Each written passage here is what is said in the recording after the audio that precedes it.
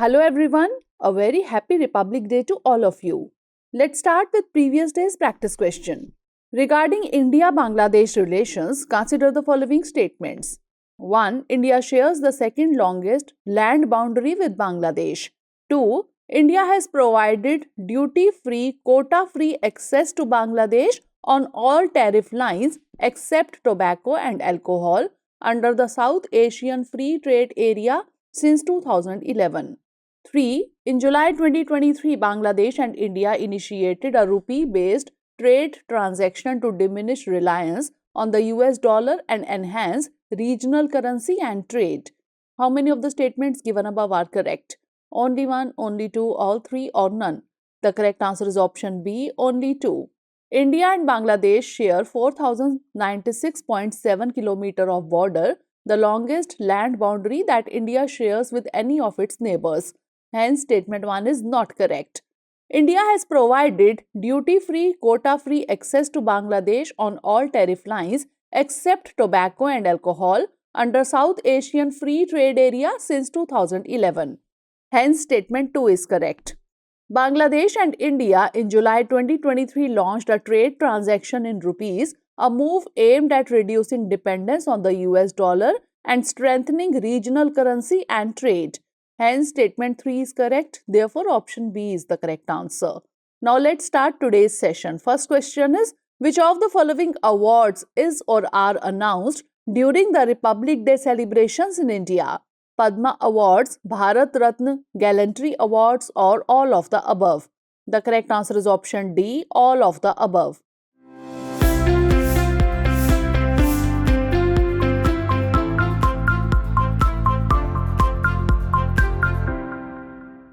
The Padma Awards are conferred for distinguished service in various fields such as arts, literature, sports, medicine, social work, science, and engineering.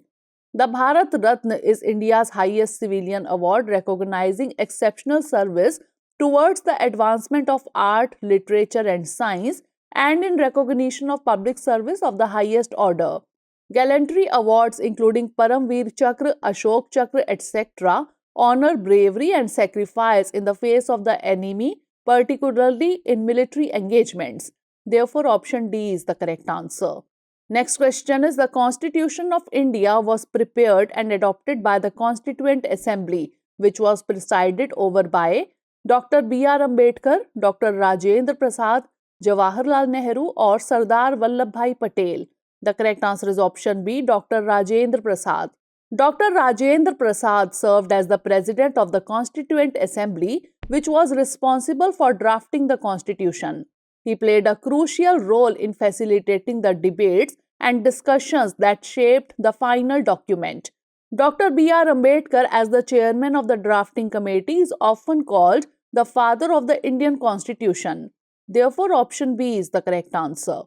Next question is, consider the following statements about the flag hoisting on Republic Day. 1. The Prime Minister of India hoists the national flag at the Red Fort on Republic Day. 2. The flag hoisting is followed by a 21-gun salute. Which of the statements given above is or are correct? 1 only, 2 only, both 1 and 2, or neither 1 nor 2? The correct answer is option B, 2 only. On Republic Day, the President of India hoists the national flag, not the Prime Minister. Hence, statement 1 is not correct. The flag hoisting ceremony is indeed followed by a 21-gun salute, which is a military honor given to the national flag. Hence, statement 2 is correct. Therefore, option B is the correct answer. Next question is, consider the following statements. 1. The largest known deep sea coral reef is located off the coast of the Pacific Ocean. 2. The largest coral reef system in shallow water is the Great Barrier Reef, located on the northeast coast of Australia. Which of the statements given above is or are correct? 1 only, 2 only, both 1 and 2, or neither 1 nor 2? The correct answer is option B, 2 only.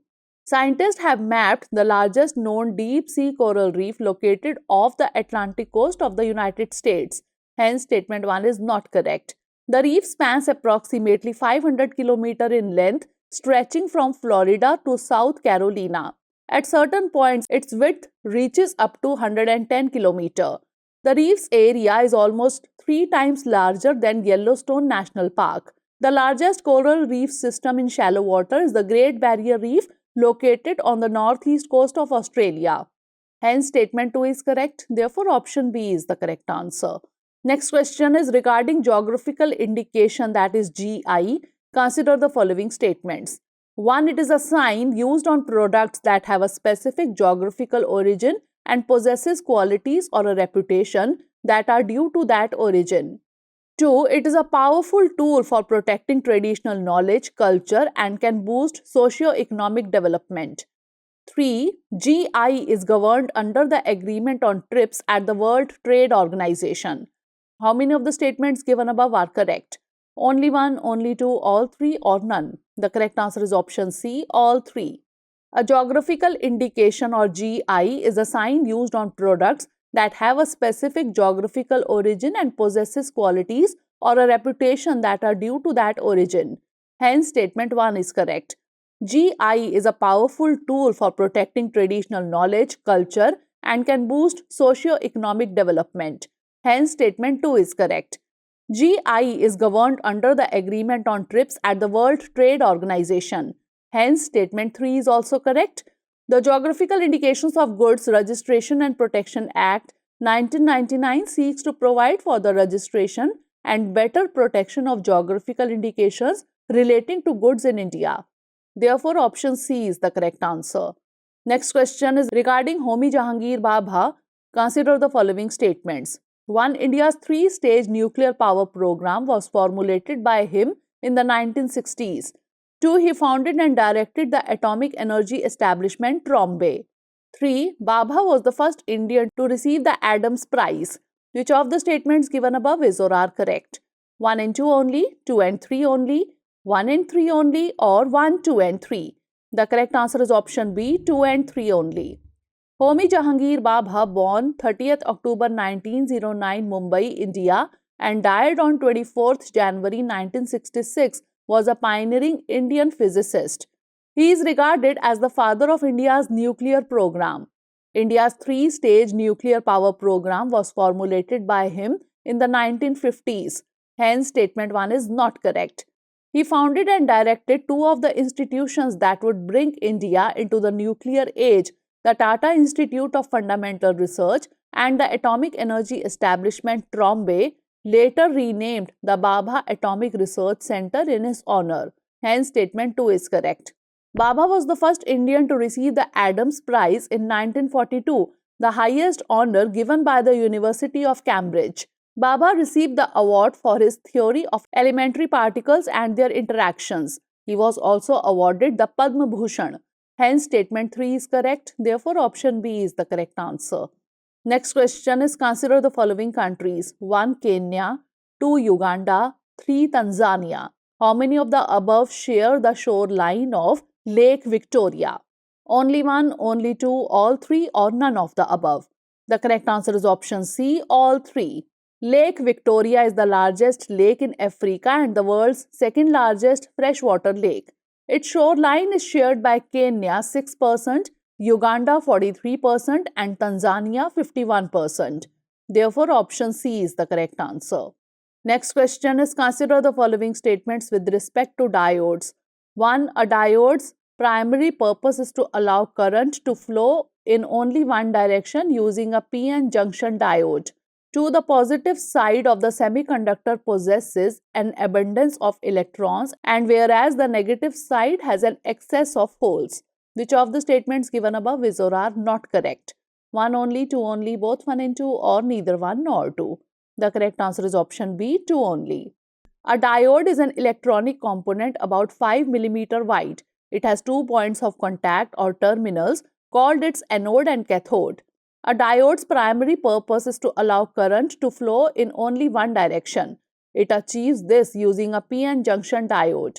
Hence, statement 1 is correct. The PN junction occurs at the interface of P-type and N-type semiconductors. The positive side of the semiconductor, known as the P side, possesses an abundance of holes, while the negative side of the semiconductor, referred to as the N side, contains an excess of electrons. Hence, statement 2 is not correct. Therefore, option B is the correct answer. Next question is, consider the following statements regarding National Monetization Pipeline or NMP. 1. The NMP envisages an aggregate monetization potential of rupees 6 lakh crore through the leasing of core assets of the central government. 2. This pipeline is intended to support investments under the National Infrastructure Pipeline worth rupees 111 trillion in 6 years through financial year 25. Which of the statements given above is or are correct? 1 only, 2 only, both 1 and 2, or neither 1 nor 2? The correct answer is option C, both 1 and 2. That is, both the statements are correct. The National Monetization Pipeline or NMP envisages an aggregate monetization potential of rupees 6 lakh crore through the leasing of core assets of the central government in sectors such as roads, railways, power, oil and gas pipelines, telecom, civil aviation, etc. over a 4-year period, that is from financial year 2022 to 25. Hence, statement 1 is correct. The monetization through NMP only includes core assets, excluding monetization through disinvestment of non-core assets. Currently, only assets of central government, line ministries and CPSEs in infrastructure sectors have been included. This pipeline is intended to support investments under the National Infrastructure Pipeline worth rupees 111 trillion in 6 years through financial year 25. Hence, statement 2 is also correct. The timeline for the NMP has been strategically set to be co-terminus with the remaining period under the NIP. Therefore, option C is the correct answer. Last question is, consider the following statements. Statement 1. The immigration rules require workers going to conflict zones to register with the Ministry of External Affairs e-migrate portal but exempts Israel. Statement 2. India has ratified both the conventions, the Migration for Employment Convention revised 1949 and Migrant Workers Supplementary Provisions Convention 1975. Which one of the following is correct in respect of the above statements? Both statements are correct and statement 2 is the correct explanation for statement 1. Both statements are correct and statement 2 is not the correct explanation for statement 1. Statement 1 is correct but statement 2 is incorrect. Or statement 1 is incorrect but statement 2 is correct. The correct answer is option C. Statement 1 is correct but statement 2 is incorrect. The immigration rules require workers going to conflict zones to register with the Ministry of External Affairs e-migrate portal. However, Israel is not on this list. Hence, statement 1 is correct. The international practices for protection of migrant workers are governed by 2 conventions of the International Labour Organization, that is ILO. The Migration for Employment Convention revised 1949 and Migrant Workers Supplementary Provisions Convention 1975. While India has not ratified both conventions, Israel had ratified the 1949 convention in 1953. Hence, statement 2 is not correct. Therefore, option C is the correct answer. Now it's time for the practice question. With reference to the India-Bangladesh relationships, consider the following statements. 1. India shares the longest land boundary with Bangladesh among its neighboring countries. 2. India and Bangladesh share more than 50 common rivers. 3. India is also the largest trade partner of Bangladesh. How many of the above statements are correct? Only 1, only 2, all 3 or none of the above? Send the answer of this question in the comment section. Stay tuned for the next episode. Thanks for watching. Jai Hind. For more informative content, like, share and subscribe, and do not forget to press the bell icon to get the notifications.